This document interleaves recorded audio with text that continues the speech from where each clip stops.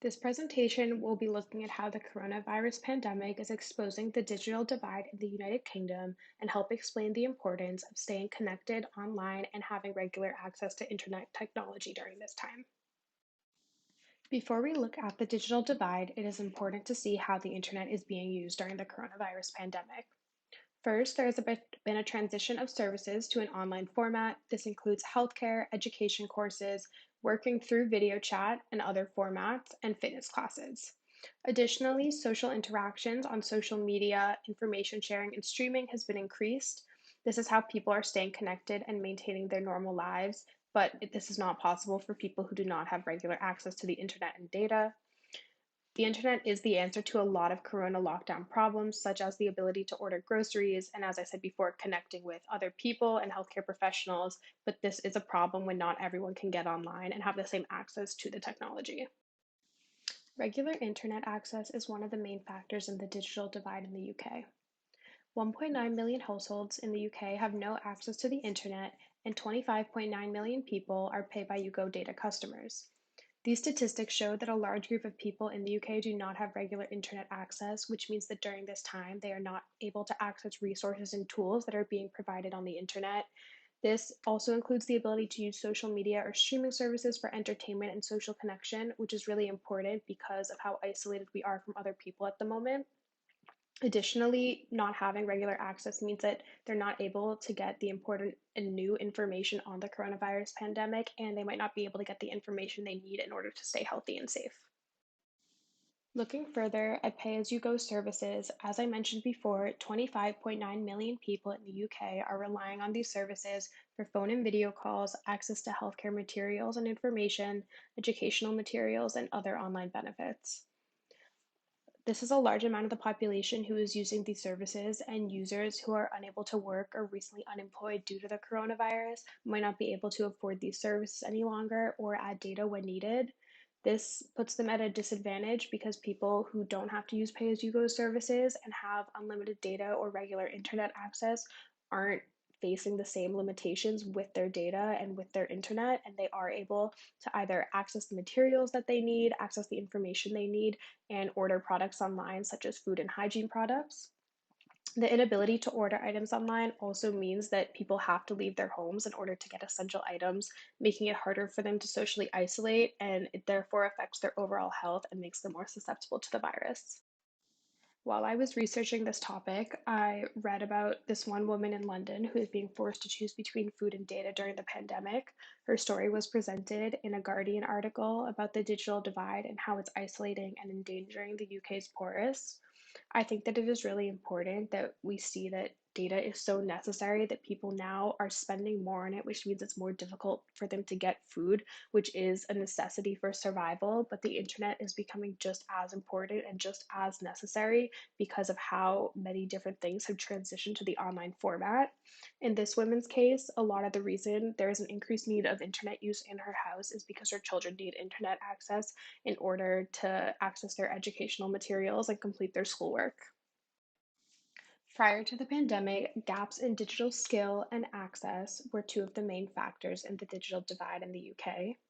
Now, self isolation is causing us to rely on the internet for everything, but if some people don't have the same skill set or the same access as others, it is more difficult for them to rely on the internet for all of their needs.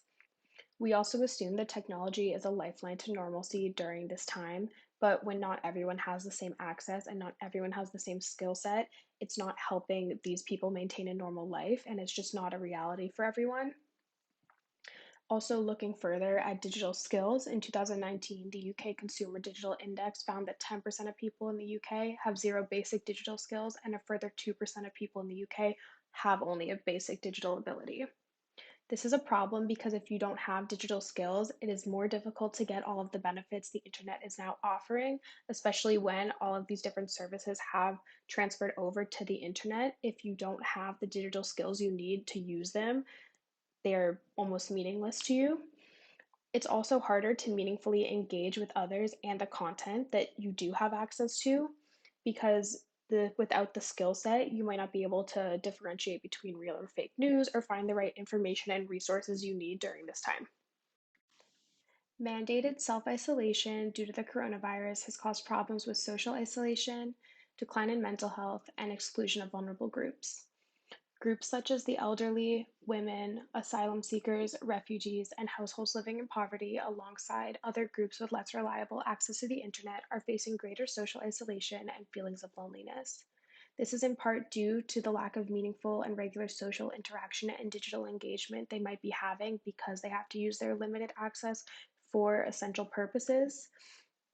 Digital engagement is really important during this time because it's our only way to connect with other people, and staying connected with friends and family online, or even staying entertained due to friends online or due to streaming, makes us feel less isolated.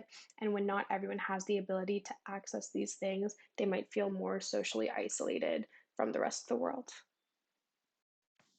I also wanted to touch on the digital divide's effect on education, especially during this time. Education has moved to an online format, which means that students either have to video chat in order to be taught, they have to submit work online, and access materials online. And some students don't have home internet and therefore need to find Wi Fi hotspots in order to access their educational materials. Students from less affluent backgrounds might not have the technology they need at home either, such as a personal computer or even a smartphone that they can access these online materials with. The digital divide in schooling becomes greater when not all children have the same access to technology and therefore cannot build the same set of digital skills.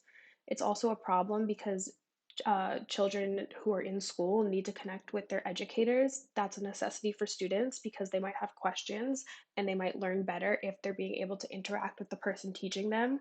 They also have to be able to complete their work online and submit it. And if they don't have regular access to the internet and they don't have data, they can't submit their work and therefore they're not going to do as well in school.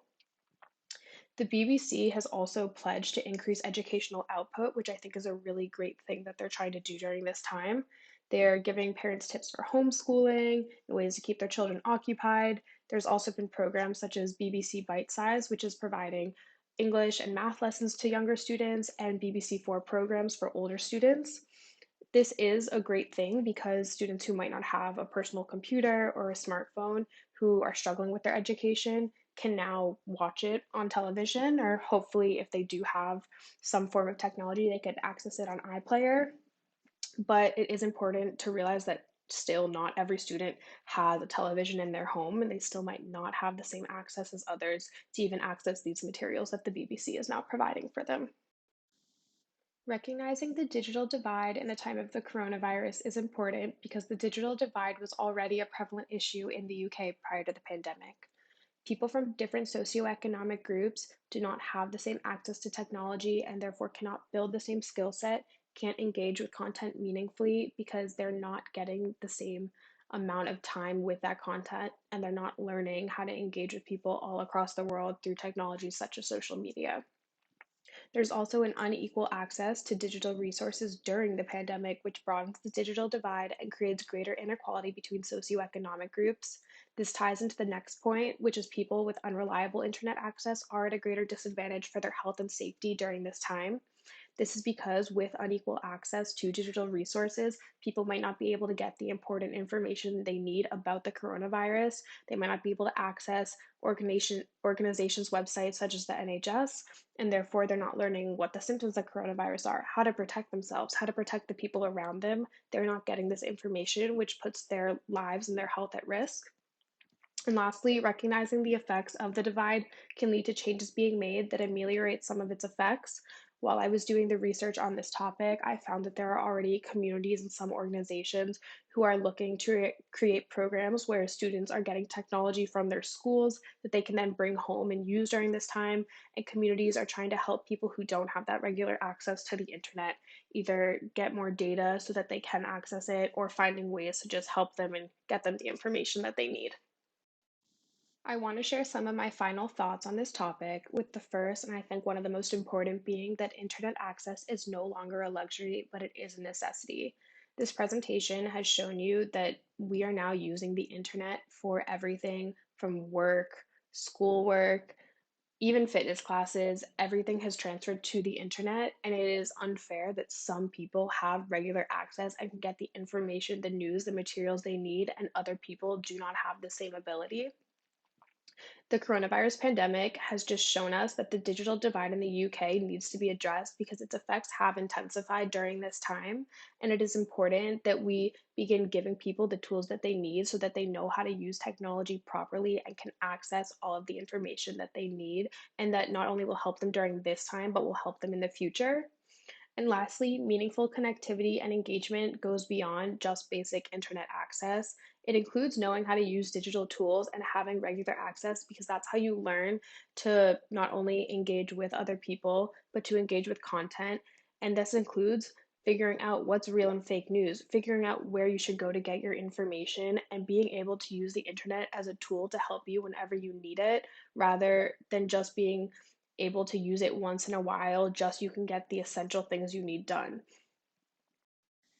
While I was in the middle of working on this presentation, I thought that it would be interesting to see how digital access and usage during the pandemic has changed or affected some of my Twitter followers. So I used the poll feature to ask them yes or no questions about how their usage has changed. Some of these questions included if social media has made them feel less isolated during social distancing, if they've used the internet to order essential items such as food or hygiene products, or if any elderly people in their lives have struggled to access essential items such as food or hygiene products. And then I also asked them if their classes or work, if they had been transferred to an online format, if they've had any issues with either accessing the content or submitting work. And then I also wanted to see if they know where to get information about the coronavirus pandemic online. So below, you can look at the polls and the results of them.